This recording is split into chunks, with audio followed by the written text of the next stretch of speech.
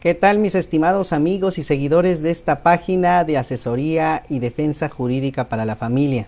De nueva cuenta estoy aquí con ustedes, soy el licenciado Edgar Martínez Cruz y estamos dando inicio a esta sección que hemos denominado el mundo del derecho familiar.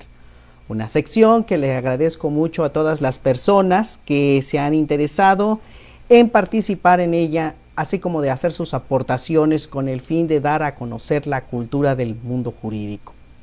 Les agradezco enormemente el que me sigan con esta página, así como también me ayuden a compartirla a todas las personas que lo requieran, porque estamos tratando de hacer un cambio en este mundo, principalmente de hacerles llegar el conocimiento jurídico a todas las personas que son a las que nos debemos, y por lo cual es importante que nosotros demos a conocer una pequeña parte del mundo del derecho familiar, el cual pues es muy vasto y que cada día se va perfeccionando, cada día va aumentando los criterios que sobre diversos temas existen al respecto. Y por ello es muy importante darlo a conocer a todas las personas para que de esa forma pues podamos estar en la misma frecuencia y con ello podamos ayudar a toda la gente que así nos requiera. Entonces, les pido de favor que me ayuden a compartir esta página, como siempre lo he solicitado y como siempre le he pedido a todas las personas, así como también pues me hagan llegar sus participaciones, sus comentarios, sus dudas, todo lo que tuvieran al respecto, para que de esa forma podamos engrandecer mucho esta página y que ayudemos principalmente a quienes tengan necesidad de ella. Entonces, pues llamen a sus amigos, llamen a sus conocidos, a sus amistades, como les digo, compartan la página, díganles que ya estamos transmitiendo en vivo para que de esa forma puedan hacernos llegar todas las cuestiones que tuvieran al respecto y que es muy importante que estemos todos en la misma frecuencia. Por esa circunstancia es que ahora nos encontramos con un tema muy interesante que quiero platicarlo, porque he recibido muchas asesorías a lo largo de todo este tiempo, en la cual me hacen consultas, me hacen todo tipo de comentarios y que tiene que ver precisamente con la pensión alimenticia, pero sobre todo con el reconocimiento de paternidad. Un tema que es muy interesante porque yo veo que muchas personas tienen dudas al respecto, quieren saber precisamente qué pueden hacer cuando tienen, en este caso, el nacimiento de un menor y resulta que el padre no quiere reconocerlo. Y ahí es donde empiezan las complicaciones, porque muchas personas lo que quieren principalmente es satisfacer la necesidad alimentaria. Y ahí es donde nosotros nos encontramos con las dificultades, porque si ese menor de edad no ha sido reconocido por el progenitor, pues ¿cómo le vamos a poder exigir algo donde todavía no ha sido obligado a ello? Entonces, por eso es que estoy transmitiendo aquí en vivo, como les vuelvo a insistir, ayúdenme a compartir. Ahorita como estoy haciéndolo, lo estoy compartiendo con todos mis allegados, con todos mis conocidos, con los grupos que tengo al respecto. Y que de verdad han sido muchas las personas que se han conectado, que han planteado sus cuestiones. Vuelvo a insistir, les agradezco mucho esos planteamientos que hacen. Si a veces no les doy contestación de forma rápida, les ofrezco una disculpa, porque pues las actividades propias que tenemos también pues en los juzgados, ahora que han regresado nuestros tribunales a su actividad, y que digamos no normal, porque la actividad es diferente, pero estamos tratando de darle pues prioridad a los asuntos que ya tenemos planteados y sobre todo pues darle prioridad también a aquellos asuntos nuevos que se están ahorita constantemente presentando. Por eso los exhorto, porque como les digo, para que me ayuden en la difusión de todos estos conocimientos jurídicos. Por eso les digo, llamen a las personas que así lo requieran, que tengan intención de publicar alguna cuestión y que con gusto yo le trataré de dar contestación lo más pronto posible. Muy bien, entonces pues vamos a entrar a este tema que, como les digo, el día de hoy vamos a llevar a cabo, que es: ¿se puede demandar alimentos para un menor a pesar de que el padre no ha reconocido a ese menor de edad? Primero vamos a plantear esta situación desde dos ópticas para que podamos entender muy bien este tema. Primero, vamos a ver si los progenitores de ese menor tienen contraído matrimonio o tienen contraído un concubinato. Para empezar, si el menor nace dentro de un matrimonio, se tiene la presunción legal de que ese hijo pues es de ambos progenitores, tanto padre y madre. Y la madre, en este caso, si el padre no quiere comparecer ante el juez del registro civil para darles un apellido a ese menor, pues la madre con el acta de matrimonio puede acudir al juez del registro civil y registrar a ese menor poniéndole los apellidos tanto del padre como de la madre. Porque, como vuelvo a insistir, el matrimonio hace presumir que los hijos nacidos dentro de él pues se consideran hijos de ambos consortes. El detalle se presenta cuando los progenitores como tal no tienen celebrado un matrimonio, pero sí un concubinato. Y aquí quiero aclarar primero qué entendemos por concubinato. El concubinato es la unión de dos personas con el fin de socorrerse, de ayudarse, de crear una familia. Esto es muy importante que lo tomemos en consideración, porque muchas personas confunden el concubinato con la unión libre. Y desde el punto de vista jurídico, no es lo mismo la unión libre que el concubinato. El concubinato, como pueden ver, ambos progenitores, podríamos decir, deben de estar libres de matrimonio o libres de otro concubinato. ¿Por qué? Pues por lo que pretenden es unirse con el ánimo de permanecer juntos, de crear una familia, de soportar los placeres y cargas de la vida. Esto es algo esencial que ustedes deben de conocer para que de esa forma veamos que la diferencia que existe con la unión libre es totalmente diversa. En la unión libre, nada más dos personas deciden unirse con el fin de socorrerse en ciertas circunstancias. No pretenden en su momento crear una familia, porque si pretendieran crear una familia, pues vivirían juntos para poder en un momento dado sacar adelante todas las necesidades que juntos se les vaya presentando. En la unión libre solamente dos personas quieren permanecer juntos por razones de oportunidad, por razones de sexualidad, por razones de satisfacer alguna circunstancia que se les esté presentando.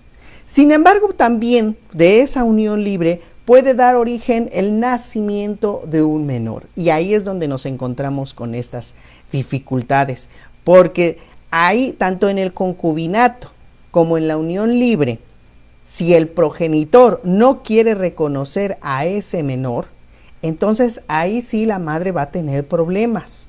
Muchas veces a mí me han consultado aquí en la oficina de que quieren que en un momento dado les ayude a resolver algunos de los conflictos que se les está presentando, en razón de que quieren que se le demande al progenitor la pensión alimenticia.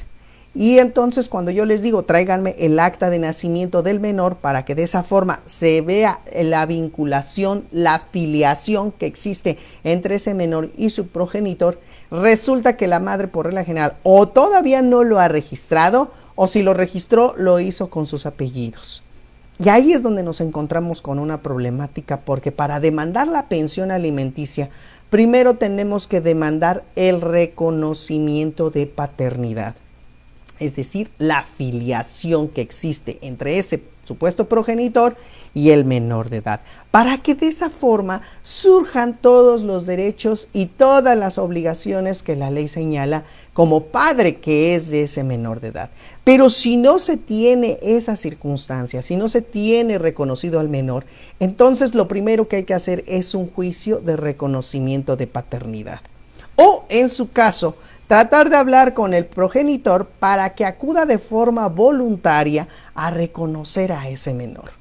Muchas veces las mujeres dejan pasar el tiempo y dejan sin acta de nacimiento a ese menor porque están esperando que el padre acuda ante el juez del registro civil, lo tratan de convencer para que acuda y de esa forma le otorgue sus apellidos. Pero a veces pasan meses, pasan años, y el padre sigue sin querer reconocer. Yo les voy a decir una cosa a las madres: traten de siempre registrar a ese menor. No importa que si el padre se quiere presentar o no, es importante darle seguridad jurídica a ese pequeño o a esa pequeña. Y por tal motivo se le debe de inscribir en el registro civil para que de esa forma también ya tenga un acta y en su caso, si el padre, porque luego a veces me ha tocado también ver asuntos, les surge el sentimiento paterno y se llevan a los hijos y las madres andan desesperadas buscando la manera de recuperarlos y el problema que se suscita es que a veces no se tiene el acta de nacimiento. Y solamente se tiene el certificado de alumbramiento, que no equivale a un acta de nacimiento. El certificado de alumbramiento es el que otorga la institución médica que asiste al parto o hasta inclusive las propias comadronas también tienen la facultad de tener en sus manos esos certificados de alumbramiento para que de esa forma puedan surtir efectos en el mundo jurídico el nacimiento de ese menor. Pero ese certificado de alumbramiento no contiene más que los posibles apellidos de ese menor, el nombre de la madre, pero jamás incluye el nombre del padre.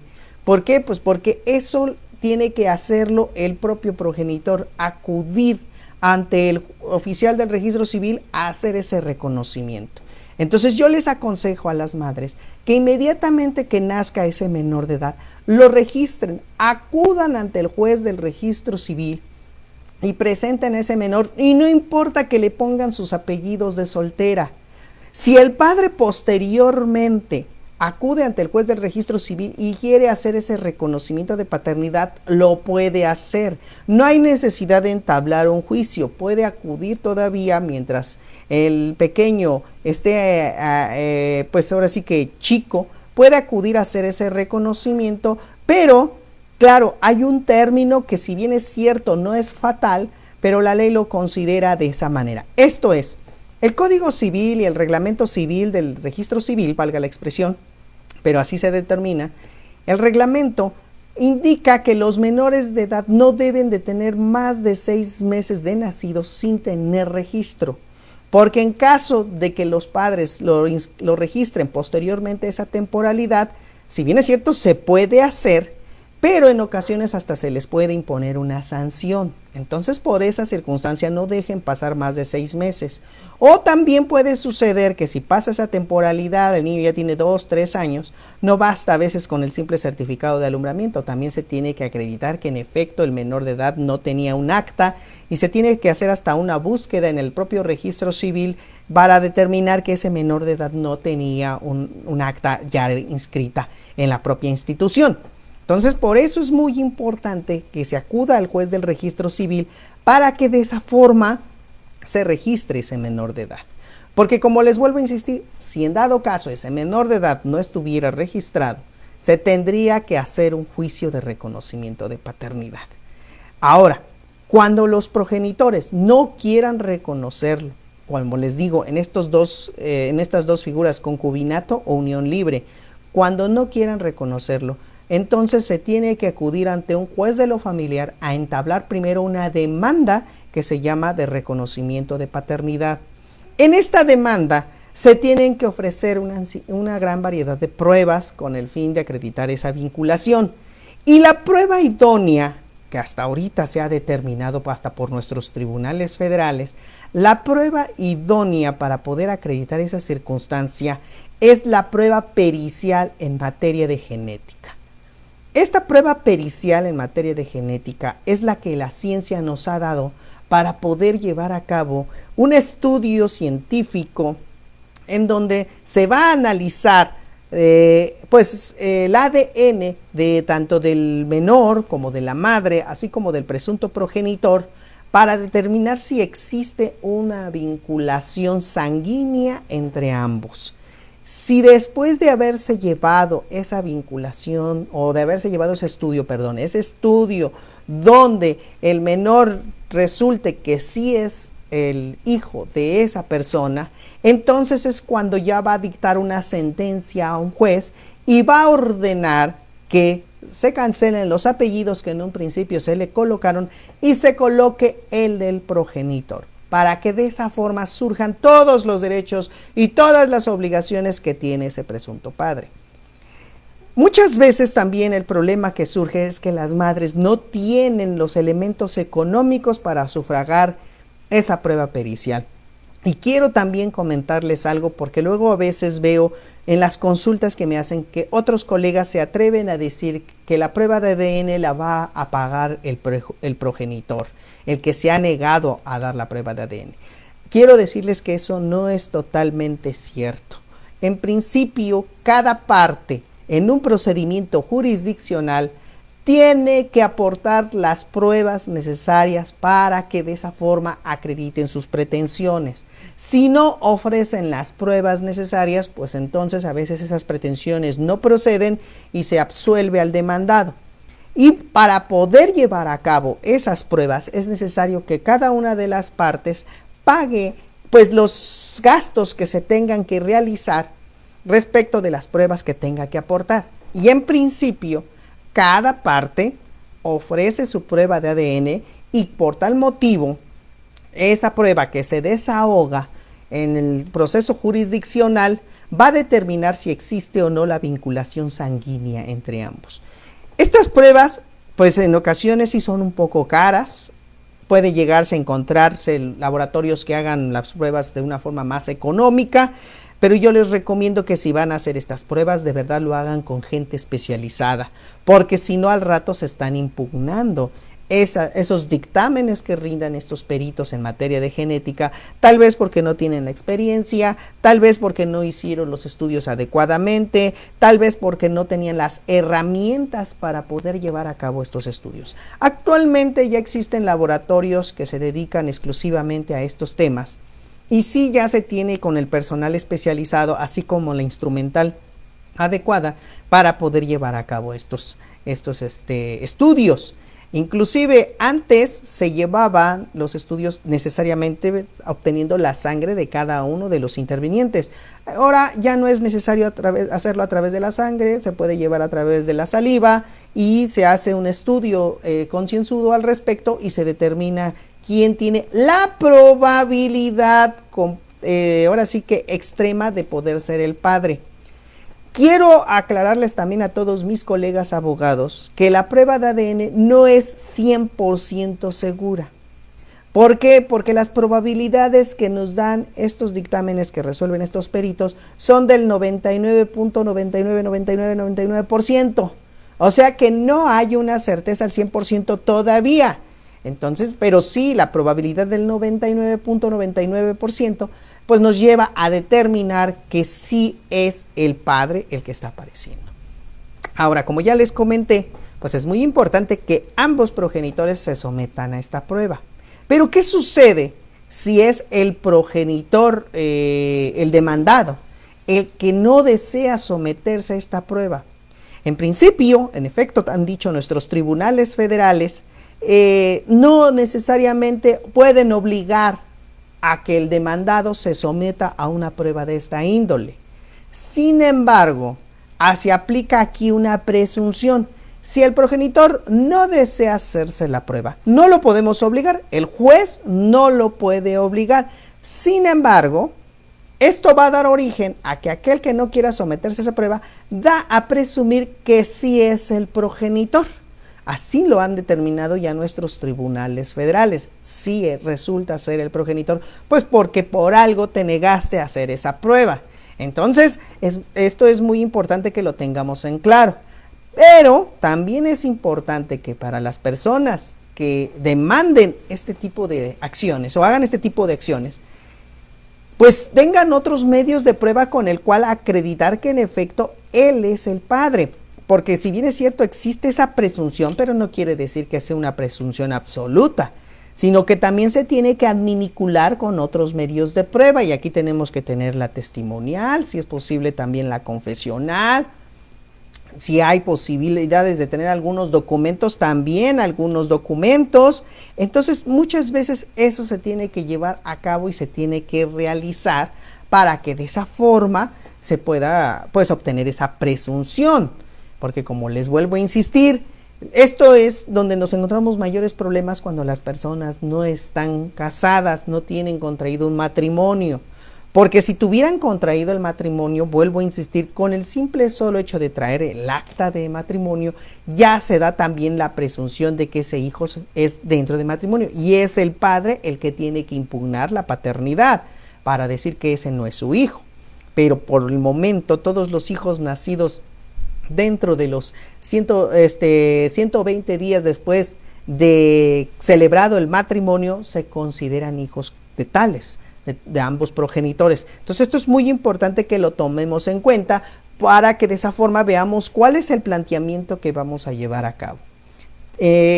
Aquí es muy importante también tomar en consideración que la pensión alimenticia que se llegue a fijar al presunto progenitor sí puede también reclamarse el retroactivo. Esto es, se pueden reclamar todos los gastos que se hicieron desde el embarazo hasta el momento que se esté planteando la demanda. Pero es muy importante también, y esto lo quiero aclarar mucho, que se tenga que acreditar también cuáles fueron esos gastos que se realizaron. No basta con que se diga nada más, es que no me ha pagado la pensión y por tal motivo, pues por esa circunstancia estoy reclamando el retroactivo. Sí, pero tienes que demostrar también cuáles son esos gastos que se hicieron y que se soportó por parte de la progenitora para poder en un momento dado sacar adelante a ese menor de edad.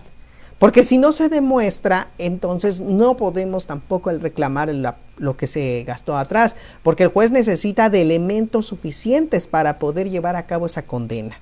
Entonces esto es también muy importante que lo tengamos en claro.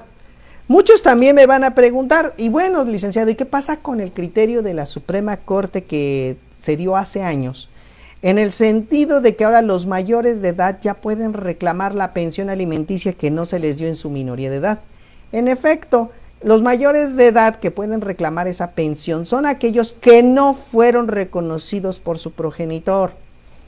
Muchas veces las madres, como sabemos, hay madres muy luchonas, muy trabajadoras, que sacan adelante como sea a sus hijos y se esfuerzan y hacen todo lo posible porque sus hijos tengan los elementos necesarios para su pleno desarrollo. En este caso, ¿qué pasa? Que ese hijo, mientras es menor de edad, pues él directamente no puede plantear la demanda de reconocimiento de paternidad.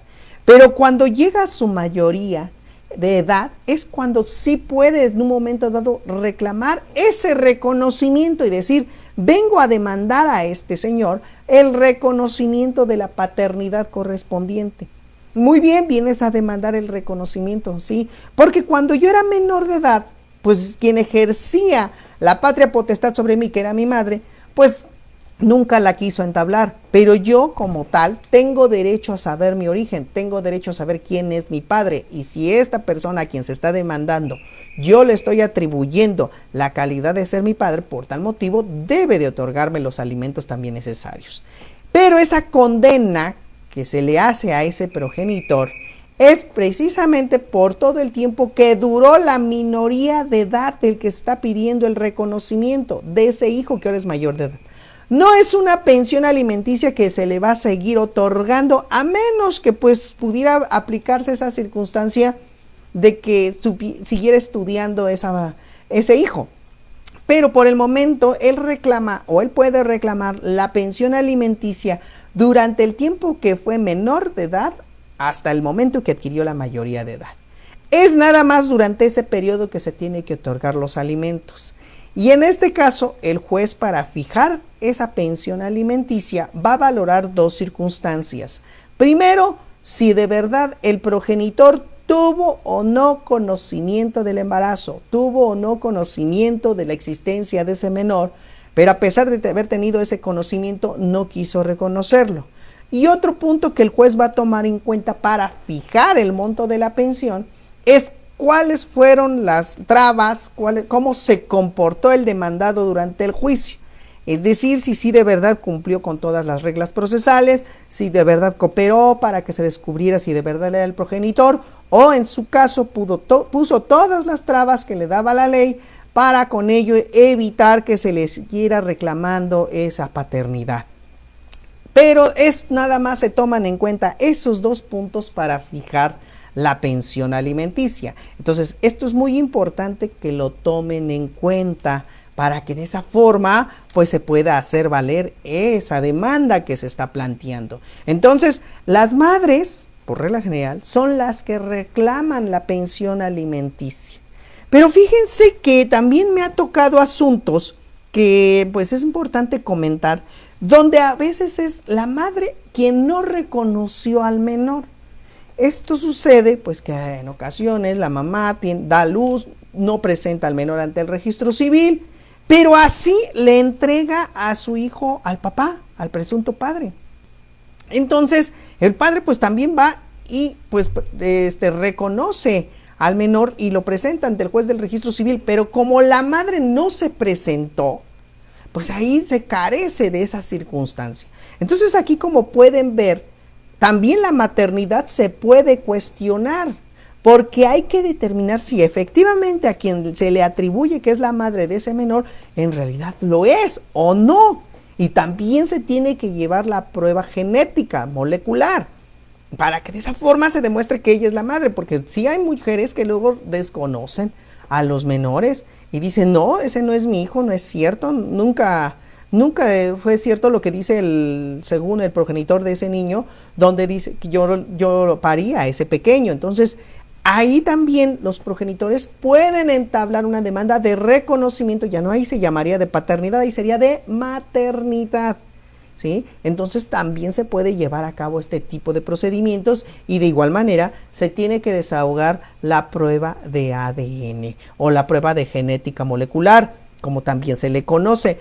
Esta prueba también pues tiene muchas variantes en la denominación. Lo importante es que con ella se demuestre tal filiación. Ahora, en muchas ocasiones puede suceder que también el padre quiera desconocer esa paternidad. Como les comenté, puede suceder que la madre se presenta ante el juez del registro civil, lleva el acta de matrimonio y con eso lo registra. O ambos acuden al juez del registro civil cuando no están casados y pues el padre da su consentimiento para que se le coloquen los apellidos del propio progenitor. Sin embargo, con el paso del tiempo se puede descubrir que ese niño pues no tiene ninguna relación filial con el presunto progenitor, y entonces el padre puede desconocer la paternidad. Pero esto también es muy importante, que para que los progenitores puedan desconocer esa paternidad, tienen un periodo de tiempo para hacerlo, y este periodo que establece la ley es de 60 días. Así nos lo dice el Código Civil de la Ciudad de México. Tiene 60 días para impugnar la paternidad, y esos 60 días se van a contar a partir de la fecha o del conocimiento del nacimiento o del conocimiento de la circunstancia que motive que ese menor de edad no es su hijo. Porque si pasan más de 60 días y no impugna la paternidad, se considera todavía hijo de matrimonio y se va a considerar hijo del presunto padre. Así que esto es muy importante que lo tengan en consideración quienes en un momento tengan dudas o quienes sepan de antemano que no es su hijo. Entonces pueden plantear ese desconocimiento de paternidad, pero se van a tener 60 días para ello. Y si no lo llegan a hacer en ese periodo de tiempo, pues caduca, y entonces seguirá el menor de edad disfrutando de los apellidos del progenitor. Ahora, pero también puede suceder que pues durante todo el tiempo que están juntos el padre, el hijo, hacen una familia, se genera una situación afectiva, una unión perfecta, y que de repente el padre descubra que no es su hijo, que no tiene ninguna afiliación con él. Entonces ahí lo que se puede hacer es también puede impugnar la paternidad, porque puede decir, pues es que no es mi hijo, y cómo es posible que yo haya cumplido ciertos deberes, ciertas obligaciones con ese hijo, y yo no tenía ningún deber que hacerlo. Pero aquí lo que también el juez va a analizar es el famoso interés superior de la niñez. ¿Qué tan perjudicial y qué tan benéfico le resultaría al menor de edad el que se le desconociera esa paternidad? Si el menor de edad ha disfrutado de ese apellido, ha hecho todas sus actividades, terminó su primaria, secundaria, se relacionó en muchas relaciones con otras personas, aduciéndose que era hijo, etcétera, entonces ahí el juez va a valorar si le es conveniente o no a ese menor de edad que se le quite o no esos apellidos. Por eso aquí se va a atender a ese interés superior. El juez va a tener la facultad de decidir si se le quita o no esos apellidos, en base a que le puede ser perjudicial al menor. Si al contrario no le es perjudicial y a lo mejor el menor está también necesitado de saber quién es su progenitor, pues es muy importante que también se sepa quién es su padre. Todas las personas, o sea, menores de edad, mayores de edad, tenemos derecho a saber nuestro origen. Ese es un derecho fundamental que se nos consagra tanto en la Constitución como en las leyes. Entonces, si el padre, o sea, si ese menor o si esa persona tiene derecho a saber su origen, entonces por esa circunstancia puede reclamar la paternidad a quien considere lo es, si es su padre. Entonces, para que de esa forma lo tengamos muy en consideración, este término que nos da la propia ley, ¿sí? Pues voy a empezar a dar contestación a algunas preguntas que ya veo que me están formulando y que ya me están aquí haciendo, que es muy importante que tengamos aquí todos estos pues conocimientos para que los podamos hacer valer y tengamos muy buenas pues referencias al respecto. Edgar Alberto, buenas tardes, licenciado, como siempre aquí aprendiendo de sus conocimientos. Saludos y un abrazo. Gracias, Edgar. Un abrazo también a ti. GR González, buena tarde, Lee, gracias por compartir sus conocimientos, muchísimas gracias. Igual un saludo para usted. Alicia Morales, saludos, licenciado, saludos, Alicia. Patricia Osorio, presente de Cuernavaca, Morelos, gracias, Patricia, saludos a Cuernavaca. Bernardina González, buenas tardes, maestros, saludos desde Oaxaca, saludos a mis paisanos de Oaxaca, gracias, Bernardina. José Luis Gavito, buenas tardes, Lick, siempre es un gusto escucharlo, muchísimas gracias, igual un abrazo. Marta Orozco, saludos desde el Estado de México, saludos al Estado de México.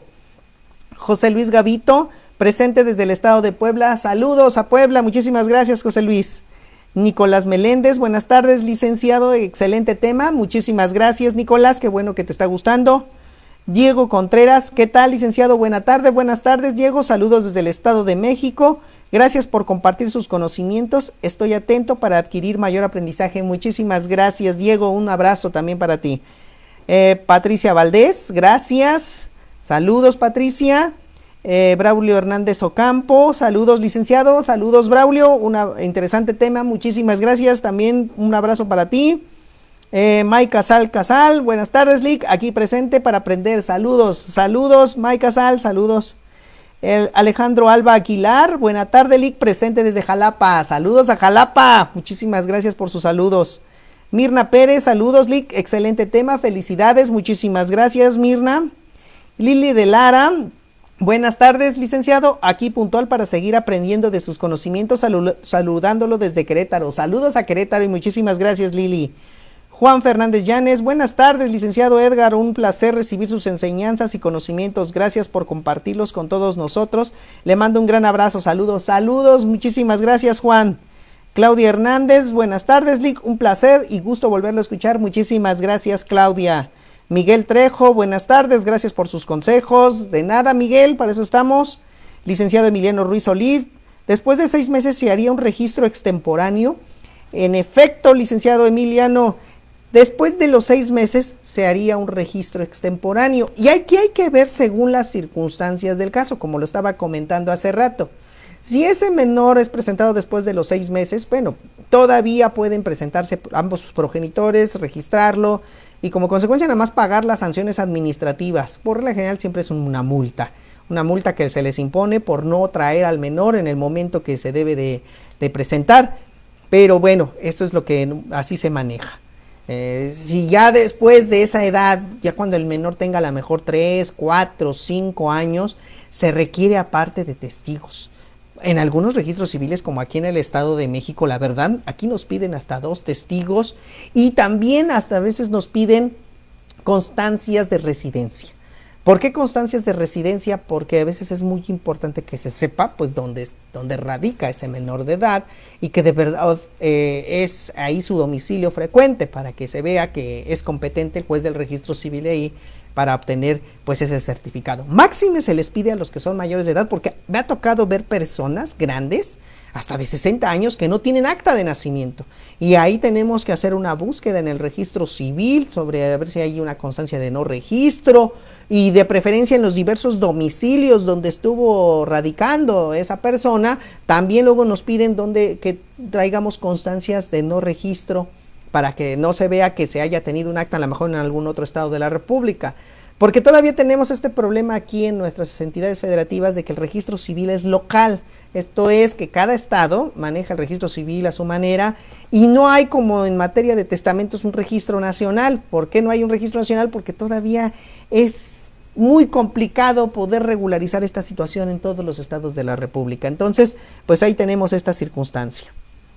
Tenemos al licenciado Emiliano Ruiz Solís. Si el padre se niega a que se le haga la prueba pericial, se presumirá que es su padre. Claro, es lo que estaba comentando hace rato. Si el padre, a pesar de que se le está exhortando para que se haga la prueba pericial, él se niega, surge esa presunción legal. Pero esa presunción legal, cuidado, porque vuelvo a insistir, también puede ser tumbada con otro medio de prueba. Esto es muy importante para las personas que sepan que aquel que se negó, pues también tienen que aportar otros medios de prueba, como ya les dije, la confesional, la testimonial, documentales si tuvieran al respecto, para poder vincular a ese demandado con el menor o con el presunto menor, presunto hijo, con el fin de que se pueda desarrollar adecuadamente ese proceso, porque si no, estaríamos en dificultades. Tomen en cuenta una cosa, que por ejemplo en la cuestión de los concubinatos o de las uniones libres, pues ahí no hay cómo acreditar ese vínculo jurídico tan fácilmente, así que también tienen que acreditar el concubinato si ustedes van reclamando esa circunstancia. ¿Para qué? Para que también les ayude esa presunción legal que existe en el código de que los hijos nacidos dentro de los 120 días después de celebrado el matrimonio o el concubinato se consideran hijos de ambos progenitores. O si ya se disolvió el matrimonio o ya se disolvió el concubinato, también existe esa presunción de que 300 días después, los nacidos 300 días después de la disolución del matrimonio o del concubinato, también se pueden considerar hijos de esas personas. Entonces, no lo olviden, porque también se pueden manejar muchas cuestiones dentro de estos tipos de procedimientos.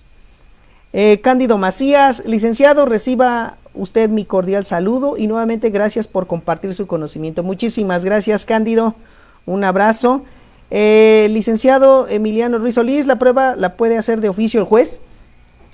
Fíjense que esto es una pregunta muy interesante, licenciado, qué bueno que me la hace. Porque se supone que si es una prueba que es oral, debería de hacerse de oficio, pero les voy a ser franco, hasta la fecha todavía no se ha logrado esa circunstancia. En los códigos de procedimientos civiles locales no han impuesto esa obligatoriedad a ambas partes para que se lleve a cabo de oficio.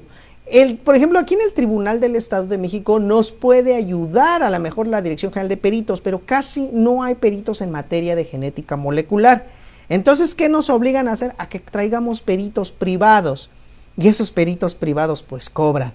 En la Ciudad de México también podemos elegir instituciones porque allá tienen la figura de la prueba única, la prueba pericial única. Ahí ya no es colegiada, hay nada más con que se diga que es necesario la prueba pericial y el juez puede llamar a un perito para que sea él el que resuelva esta situación que se está presentando.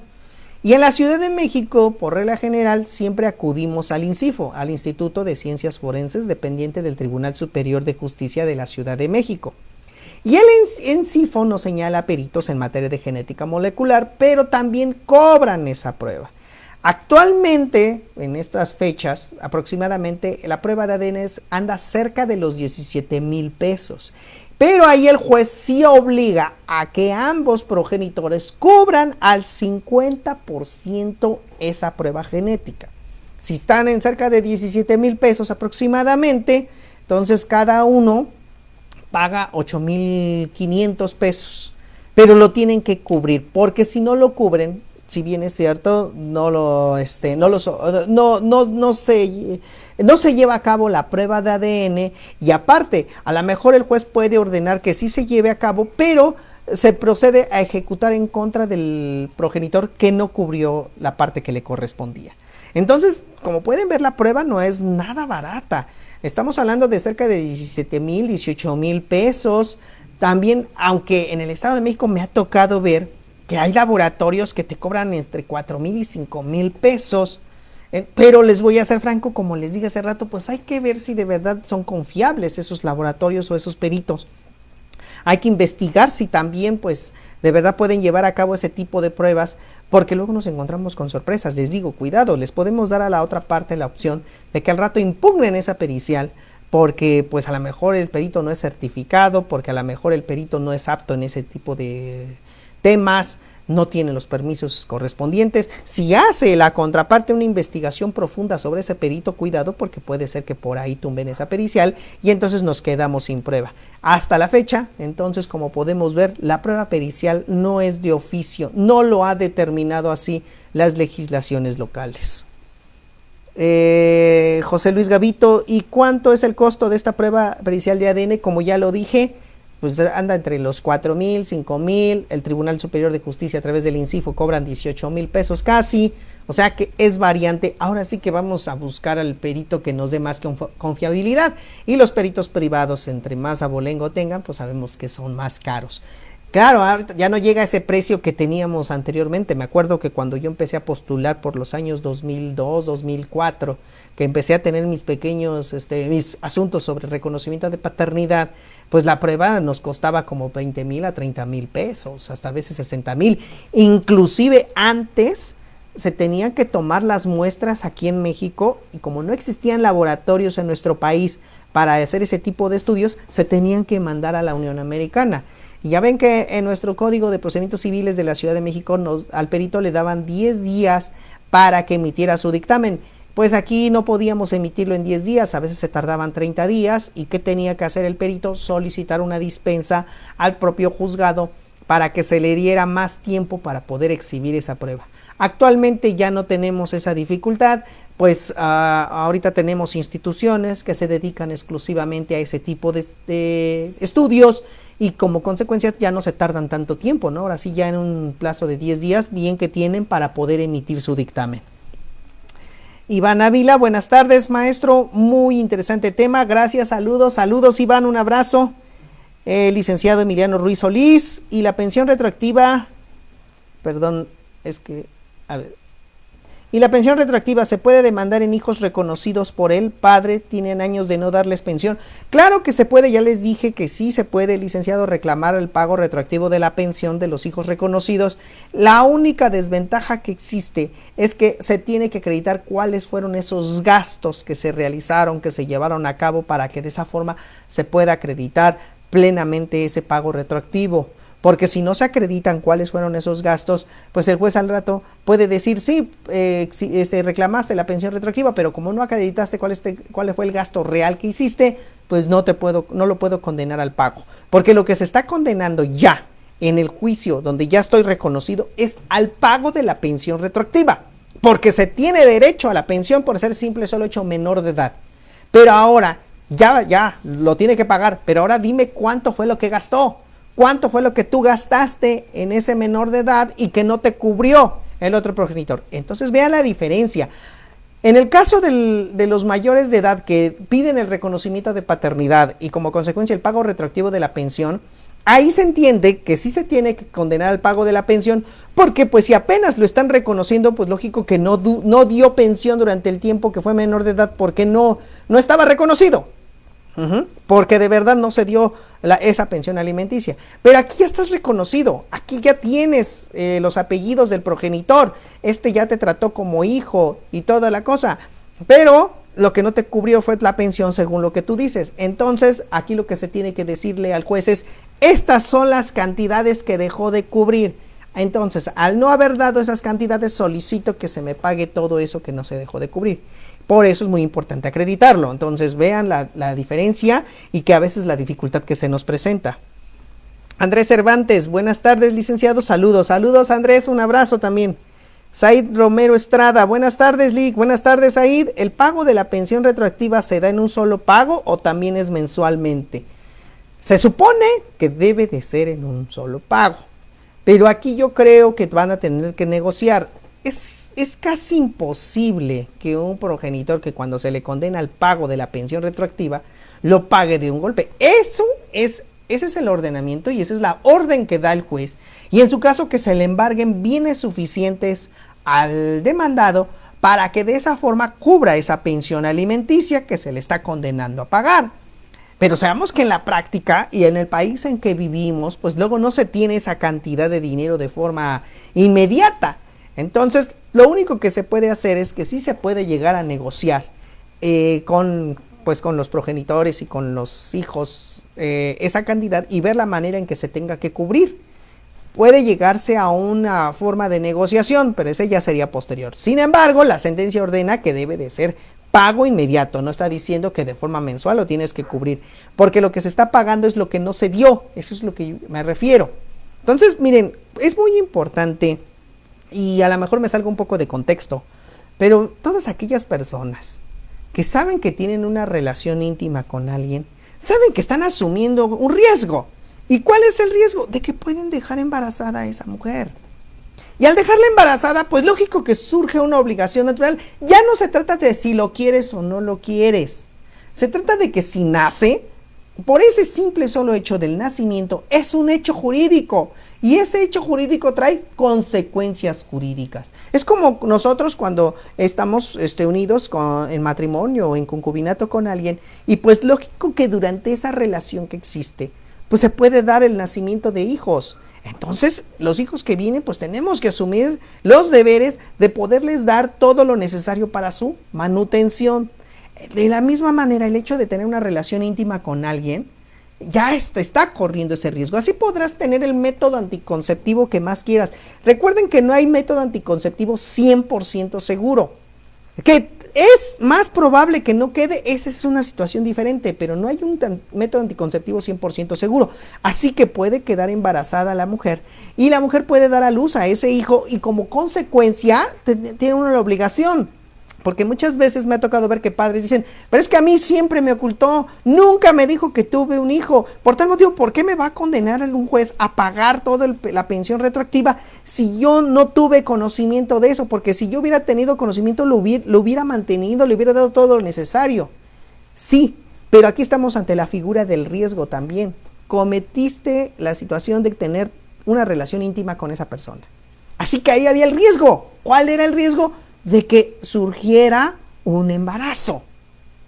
Las relaciones sexuales siempre nos dan la posibilidad de que haya un embarazo. Así que no podemos negarlo. Así que el hecho de que nada más anden teniendo relaciones sexuales y digan, pues no importa, pues al fin que nada más fue una aventura y ya, no, pues cuidado porque esas aventuras pueden traer consecuencias de derecho a través del nacimiento de un inocente que ni siquiera pidió venir al mundo. Así que pues hay que tener mucho cuidado con todos esos aspectos. Licenciado Emiliano Ruiz, ¿y cómo descubres que no es tu hijo? Pues con la prueba de ADN. Después de muchos años, pues sí, con la prueba de ADN puedes descubrirlo. Imelda Álvarez, buenas tardes, como siempre un placer escuchar sus conferencias. ¿Una abuela puede pedir el reconocimiento de paternidad porque la madre le dejó al menor de edad a la abuela? Sí.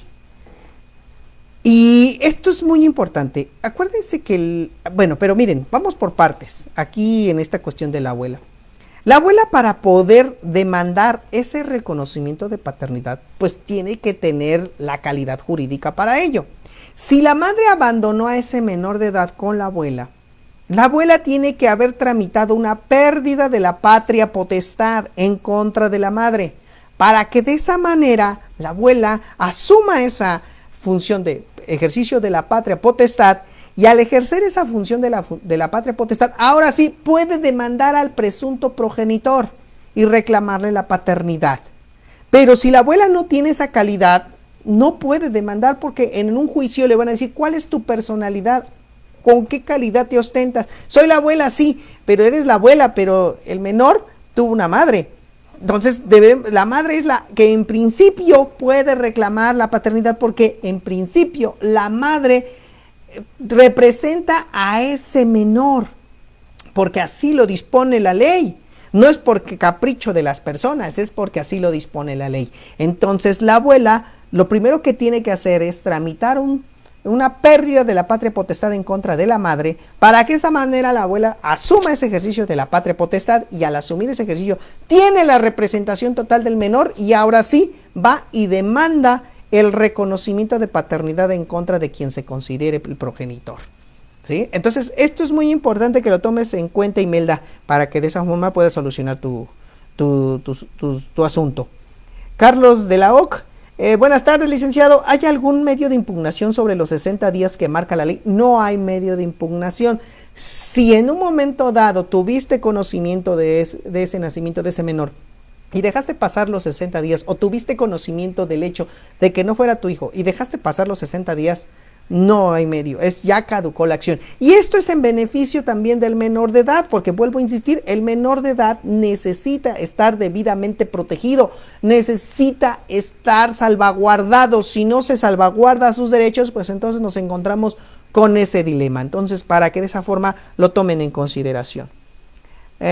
Pamar Andreus, buenas tardes, licenciado. Buenas tardes, Pamar, muchísimas gracias por estar aquí con nosotros. Atocha Jurídico, hola Lic, buenas tardes Atocha. Pamar Andreus, saludos desde Chihuahua, saludos a Chihuahua, licenciada, muchísimas gracias. El licenciado Emiliano Ruiz, buenas tardes Lic, buenas tardes, licenciado Emiliano. Saúl J.O., buenas tardes. Licenciado Martínez, un gusto saludarle, igualmente para ti, Saúl. Una pregunta, en caso de demandar los alimentos para un menor de edad, ¿se podría pedir en forma retroactiva en un juicio de paternidad o solo de manera provisional a partir de la fecha en que acuerde el juez la admisión de la demanda y que posteriormente se dictaran de manera definitiva? Gracias por su atención. Qué buena pregunta, Saúl, y te voy a dar una contestación con base a un criterio de jurisprudencia que emitió los tribunales federales. Es que aquí, de verdad, se tiene que analizar mucho las jurisprudencias que también han emitido nuestros tribunales, porque de esa forma vamos a encontrar solución a estos problemas. Nuestros tribunales federales dijeron que cuando se presente una demanda de reconocimiento de paternidad, sabemos de antemano que pues, puede estarse pidiendo también la pensión alimenticia, pero no se puede otorgar de forma provisional esa pensión alimenticia porque todavía no se sabe si de verdad hay un vínculo jurídico entre el menor y su presunto padre. Entonces no se puede imponer esa porque se estaría violentando garantías individuales. Pero los tribunales federales resolvieron en una jurisprudencia diciendo, pero si durante el transcurso del juicio se llega a desahogar la prueba de ADN y esta prueba genética molecular llegara a decir que el padre o que esa persona demandada es el presunto progenitor, el juez puede tomar como base ese dictamen y poder fijar desde ese momento una pensión alimenticia provisional. Entonces, ahí desde esa manera, entonces aquí nada más hay que esperar que se desahogue la prueba de genética molecular y una vez que ya se desahogue, entonces sí, ya podemos reclamar la pensión alimenticia provisional, la que se esté pidiendo. Ahora, en cuanto a lo retroactivo que me estás diciendo, lo retroactivo, pues eso se va a determinar en sentencia, si procede o no el pago retroactivo de esa pensión alimenticia. Pero en cuanto a la medida provisional, porque sabemos de antemano que una demanda de alimentos, cuando se presenta ante un juez, lo primero que vamos reclamando también es una pensión alimenticia provisional. Pues muy bien, en esa pensión alimenticia provisional es porque ya existe el acta de nacimiento, ya existe la obligación natural entre padre e hijo. Por tal motivo se le impone la obligación de seguir cumpliendo. Pero aquí en este caso del reconocimiento de paternidad todavía no se sabe si es el hijo o no, o si lo es. Entonces, si no se sabe, hasta que tengamos un medio de prueba que sea idóneo, y ya lo he dicho que la prueba de genética molecular es la prueba idónea, entonces es ahí donde ya se va a imponer a la otra parte la posibilidad de que cumpla con una pensión alimenticia provisional y el juez ya la puede fijar. Es una muy buena pregunta, Saúl, muchísimas gracias por haberla hecho. Bohemia González Ortuño, buenas tardes, abogado, gracias por sus conocimientos, un saludo. Saludos, muchísimas gracias, Bohemia. Nancy Flores, saludos, licenciado, siempre aprendiendo. Muchísimas gracias, Nancy, qué bueno que te sea de gran utilidad lo que estamos aquí exponiendo. Geis Arroyo me dice, buenas tardes, licenciado, buenas tardes. Cuando una pareja vive en unión libre y en ese tiempo conciben un hijo y posteriormente se separan y después vuelven a reconciliarse y conciben otro hijo y en ese tiempo la vuelve a dejar, se vuelve a separar, ¿cómo puede la madre que es incapaz reclamar la paternidad para el nuevo hijo? Si es la madre incapaz, ¿a qué te refieres con ese incapaz? ¿Que está disminuida de sus facultades mentales?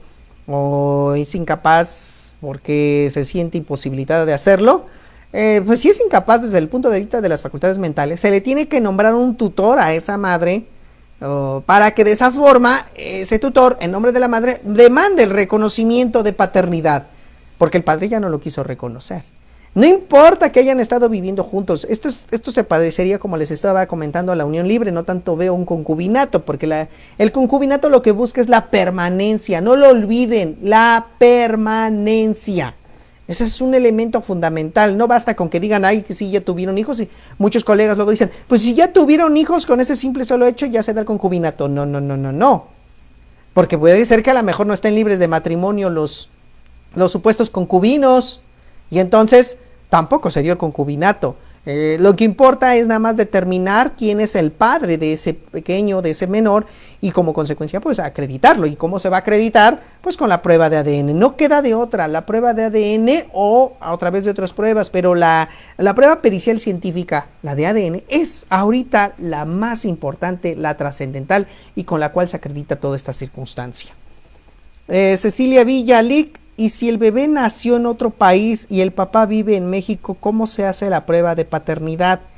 Bueno, si el bebé nació en otro país, nos tenemos que ver qué dice la legislación de ese país, porque pues no es lo mismo que nazca en Estados Unidos, que nazca en Cuba, que nazca en Brasil, Argentina, Europa, ¿verdad? Hay que analizar lo que nos dice la legislación de cada país para poder determinar cómo se demanda. Sí, por la mayoría de los países pues tienen procedimientos especiales para poder reclamar la paternidad, y siempre se maneja la prueba de ADN. Aquí yo creo que nomás lo único que resultaría es que por vía carta rogatoria se notificaría al presunto padre que vive en México. Ese sería nada más como un auxilio que se le podría hacer a través de la Secretaría de Relaciones Exteriores para notificarlo, pero yo no le veo ningún problema de que en este momento pues cumpla con esa obligación. Evelyn Crisantos de la Vega: saludos, excelente tema, siempre aprendiendo del mejor abogado. Muchísimas gracias por considerarme el mejor abogado, pero considero que nada más soy un abogado más. Ale González: gracias por compartir, Lick. De nada, Alejandra, muchísimas gracias.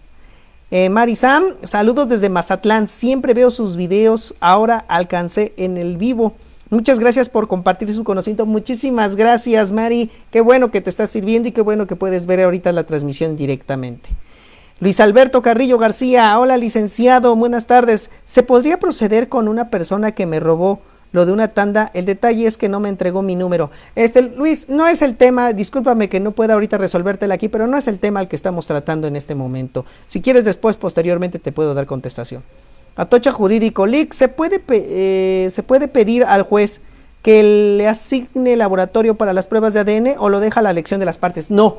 Aquí lo tiene que dejar todavía a elección de las partes. Inclusive, a pesar en la Ciudad de México de que tenemos la pericial única, de todos modos el juez da la opción a las partes para que ellos elijan el perito. Ya puede ser un perito de institución pública o puede ser un perito de institución privada, pero no les puede imponer el laboratorio. Acuérdate que el juez es una persona que va a resolver de forma imparcial. Si llegara a imponer el laboratorio, podría presentarse la circunstancia de que fuera imparcial, y entonces, que fuera parcial, perdón, y podría nulificarse ese desahogo de esa prueba, se podría impugnar.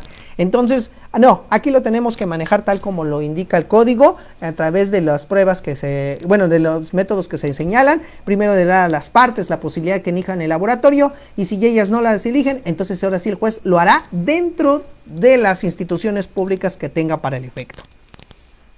El licenciado Emiliano Ruiz Solís: o una información testimonial para efectos de mostrar la maternidad o paternidad en caso de no registrarlo en el término de 6 meses. No, licenciado, aquí no podemos subsanar lo que es el registro civil. Si leemos bien nuestros códigos, para eso existe el registro civil. Es el único lugar donde se puede determinar la filiación. En este caso, si el padre y la madre acuden al juez del registro civil, como tiene la función del Estado, la fe que le está dando el Estado, pues dan credibilidad a lo que les está diciendo en ese momento los presuntos progenitores. Y si no, pues entonces se tiene que hacer ante un juez a través de vía controversia. No puede ser una jurisdicción voluntaria. Genaro Fernández: gracias por compartir, licenciado. Gracias, Genaro, un abrazo, saludos. Guadalupe Guzmán: saludos, licenciado. Saludos, estimado licenciado, como siempre, grandes aportaciones. Muchísimas gracias, Guadalupe, un saludo también para ti. El licenciado Emiliano Ruiz Solís, pues si la prueba de genética no se hace por falta de recursos, sería en perjuicio del interés superior del menor que resolvería la Suprema Corte. Sí, pero también recordemos una cosa, las partes, sigamos con las reglas procesales, las partes tienen que aportar los medios de prueba suficientes para acreditar. Hasta ahorita, vuelvo a insistir, no hay una legislación, no hay criterio de la Corte que obligue a que se haga la prueba de genética. Hay algunas legislaciones que pretenden hacer esto, pero también recuerden una cosa, actualmente ya no se pueden modificar los códigos procesales de las entidades federativas, porque las entidades federativas ya perdieron la facultad de legislar en materia de procedimiento civil y familiar, dado que desde el 2008 entró en vigor la reforma constitucional donde dice que es el Congreso de la Unión quien tiene que emitir un nuevo Código Nacional de Procedimientos Civiles y Familiares, que hasta la fecha no lo han hecho. Pero lo que se está pretendiendo hacer con esto es de que las entidades federativas ahorita solamente se pueden quedar con lo que ya determinaron, con lo que tienen, con sus legislaciones, ya no pueden hacer reformas, inclusive ya hubo criterios de los tribunales colegiados donde los estados dicen ya no pueden legislar en materia familiar y civil, y todas aquellas reformas que hicieran o que adiciones que le hicieran a sus códigos se declaran inconstitucionales en razón de que ahora a partir del 2018 solamente es facultad exclusiva del Congreso de la Unión hacer esas modificaciones, así que por ahí lo siento, licenciado, no se podría hacer, yo creo. Imelda Álvarez, ¿qué dependencia nos da una resolución de concubinato? Si se termina el concubinato, ¿se tiene que dar aviso a alguna dependencia? No, el concubinato es la unión libre de dos personas con el cual quieren formar una familia para soportar las cargas y disfrutar los placeres de la vida. Entonces no se necesita dar ningún aviso a ninguna institución. Inclusive yo sé que ahora en la Ciudad de México existe el registro de concubinatos. Pero yo lo que digo, bueno, si existe ese registro de concubinatos, yo no entiendo para qué existe. Si uno de los objetivos de las personas al no celebrar un matrimonio es porque no quieren ligarse por un papel, ahora imagínense que se registre su concubinato, pues mejor cásenlos, ¿no? ¿Para qué estamos ahí con esas circunstancias? Eduardo Miranda Jaimes, muchas felicidades por su formidable vocación, es usted un abogado admirable. Muchísimas gracias, Eduardo, un abrazo. Ale González, en la Ciudad de México se puede eximir del pago de la prueba de ADN cubriendo ciertos requisitos. Pudiera ser que sí, pero se le tendría que hacer un estudio socioeconómico a la persona que en un momento dado pudiera pedir que se le exima del pago de los honorarios al perito. Pero pues hay que desahogar primero esa prueba de trabajo social para determinar la capacidad económica. Leishi Shirma, saludos licenciados, saludos Leishi, gracias por estar aquí con nosotros.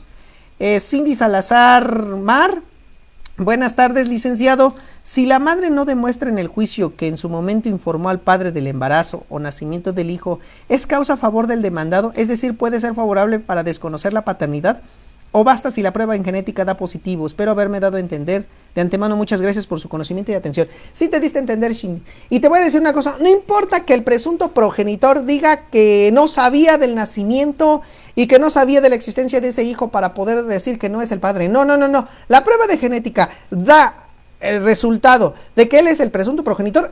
Surgen todas las consecuencias inherentes de la paternidad. Así que tiene que dar para la manutención, tiene que estar al pendiente del menor, tiene que generar también derechos de convivencia, etcétera. Todo lo que involucra tener un hijo. Así que no es suficiente con que diga eso, que niegue la circunstancia de desconocer la existencia del embarazo. Andrés Cervantes Lic, normalmente ¿qué porcentaje del sueldo del deudor le asignan al hijo para la pensión alimenticia definitiva? No hay un porcentaje que la ley lo establezca, sino por costumbre se ha hecho que por cada acreedor alimentario se fija entre un 15 y un 20% de los ingresos del deudor. Así más o menos lo han establecido, entonces espero que ahí les sirva de esa manera. Susan Gray Dumont, saludos, gracias por tus conocimientos compartidos. Muchísimas gracias, Susana, un saludo, cuídate mucho. Alejandrina Valencia Vicenzo, buenas tardes maestro, excelente su ponencia y respuestas como siempre, saludos a su esposa. Muchísimas gracias licenciada Alejandrina, un saludo también para usted. San Mérida, saludos desde Oaxaca, saludos, gracias a mis paisanos de Oaxaca. Patricia Osorio, depende del criterio del juez, me ha tocado que por un menor fijen desde un 20 hasta un 50%, claro, pero ese es en pensión provisional, pero también en pensión definitiva va dependiendo según lo que en un momento dado se vaya asignando. José Maya, ¿qué pasa cuando no es el padre biológico, pero dio el apellido a los hijos de la pareja? ¿Sí se puede demandar pensión? Claro que se puede demandar, porque si tú le estás dando tus apellidos a alguien que a lo mejor no es tu hijo biológico, pero estás asumiendo una responsabilidad, tú le estás dando a ese menor algo que necesita, que es la figura paterna. Entonces, no, la figura paterna no significa nada más darle los apellidos, sino también significa darle todos los elementos necesarios para su sano desarrollo y su sano crecimiento.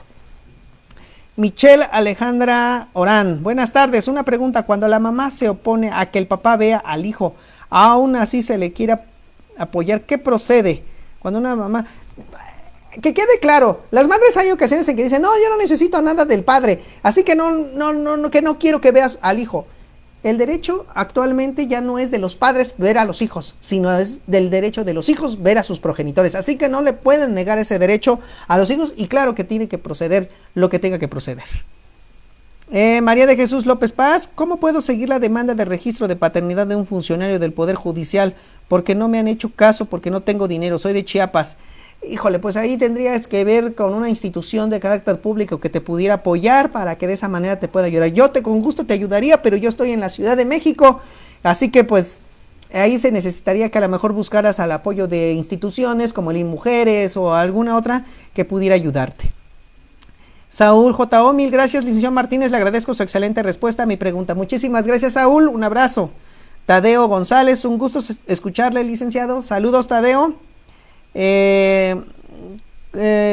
Celestina Ramírez, saludos cordiales, gracias por compartir. Gracias, Celestina, un abrazo.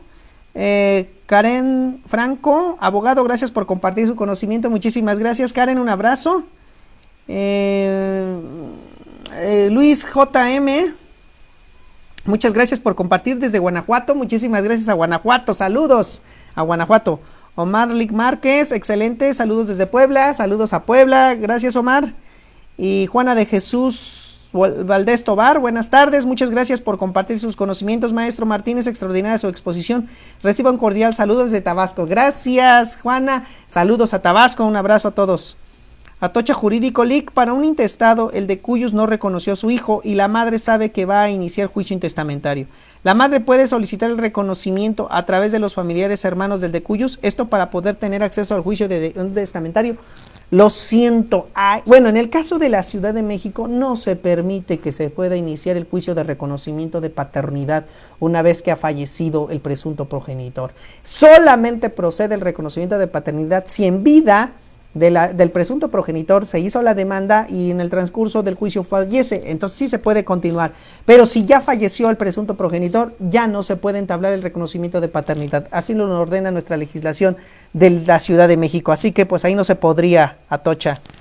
Jacqueline Maldonado, buenas tardes, Lick, saludos Jacqueline. Susana Corona, ¿se puede desconocer la maternidad?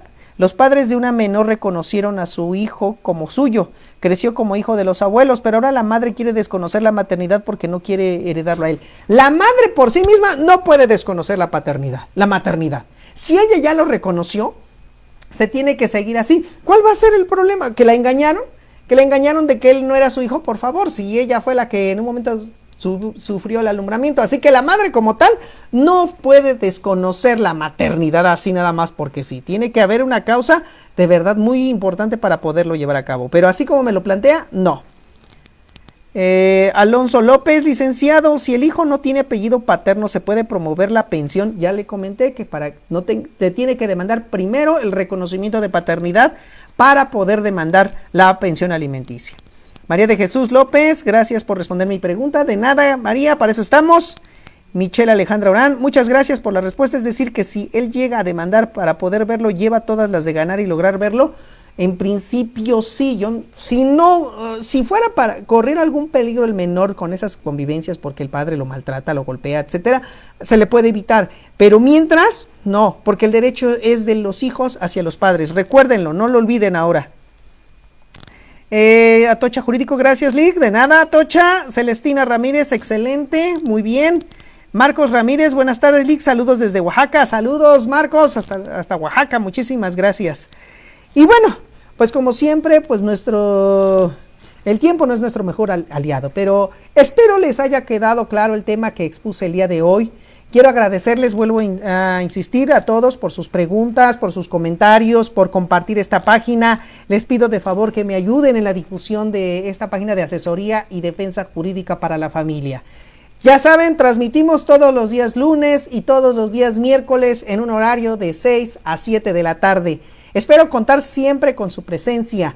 Para cualquier duda, comentario o algún asunto que quisieran que los pudiera yo ayudar, pueden llamarme a mis siguientes números telefónicos.